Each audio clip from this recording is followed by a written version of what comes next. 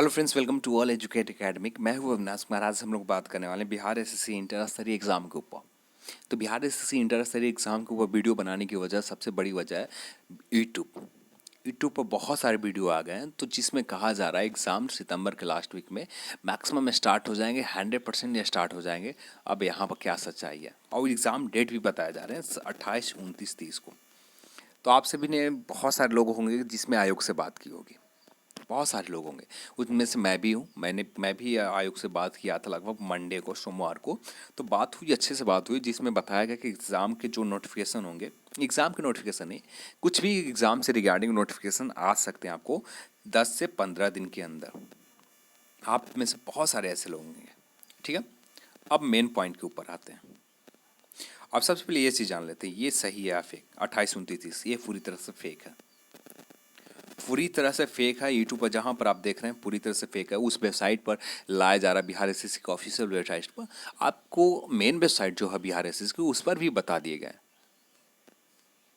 उससे पहले बताए गए हैं बिहार एसएससी के वो ऑफिशियल मेन वेबसाइट पर कि आपका जो एग्ज़ाम होगा बिहार एसएससी के सितंबर और लास्ट वीक में संभावित है।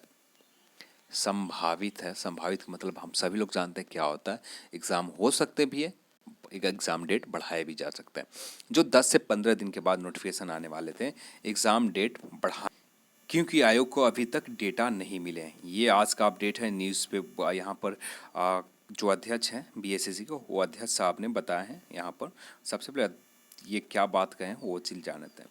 बीएसएससी अध्यक्ष संजीव सिन्हा को जो बताया कि इंटर स्तरीय जो डेटा जब्त है, इसका डेटा प्राप्त नहीं हो सका है आयोग के पास, और जब तक डेटा नहीं मिलते हैं तब तक परीक्षा कराना संभव नहीं है। हम लोग अपने स्तर पर प्रयास कर रहे हैं कि कोर्ट डेटा दे दे, एसआईटी कोर्ट डेटा दे दे। यदि कोर्ट आदेश देती है तो एसआईटी डेटा जो है बिहार एसएससी को दे देगी। तो सबसे सिंपल चीज़ जानते हैं, आपका डेटा ये इम्पोर्टेंट क्या, ये इम्पोर्टेंट इसलिए है कि एक आयोग के पास आपका नाम, एड्रेस, सारा चीज़ एक, जब हम लोग ऑनलाइन रजिस्ट्रेशन करते हैं एक सर्वर में अपलोड किए जाते हैं, उस सर्वर से उसे कॉपी करके एक पेन ड्राइव में कॉपी करके, हार्ड डिस्क में कॉपी करके उसे रख लिए जाते हैं सुरक्षित। जब पेपर लीक हुए तो एसआईटी गया, यहाँ पर जो चीज़ लिखे हुए हैं सारा बेसिक वही जो बता रहा हूँ वही चीज़ लिखे हुए हैं, आप यहाँ पर पढ़ सकते हैं। और थोड़ी देर के बाद नीचे कर दूंगा उसको। तो एसआईटी ने जो जब्त कर लिया, तो पेपर जो लीक हुए थे 2016 में, दोनों पेपर 2 चरण का, और जो डेटा था जब्त कर लिया। और इसके लिए फरवरी महीने में, फरवरी या मार्च के महीने में आयोग ने डेटा प्राप्त करने के लिए आवेदन किया। उसके बाद कई बार आवेदन किया जा चुका है हाई कोर्ट में कि जो डेटा एसआईटी के पास जब्त है उसे आयोग की दिया जाए, पर अभी तक आयोग के पास वो डेटा उपलब्ध नहीं है। अब जब तक डेटा उपलब्ध नहीं है, आपका नाम उपलब्ध नहीं है आयोग के पास, तो आपका एडमिट कार्ड कैसे बनाए जाएंगे।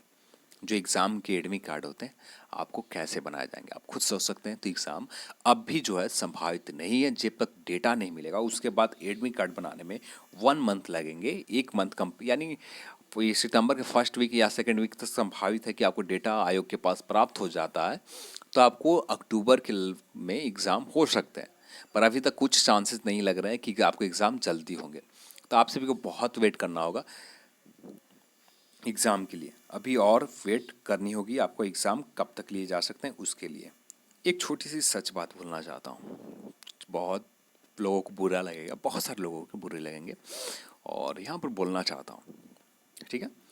अब हम लोग इस पर गवर्नमेंट को ऊपर या बिहार आयोग के ऊपर गाली देते हैं। हम लोग, बहुत सारे लोग जो है गाली देते हैं।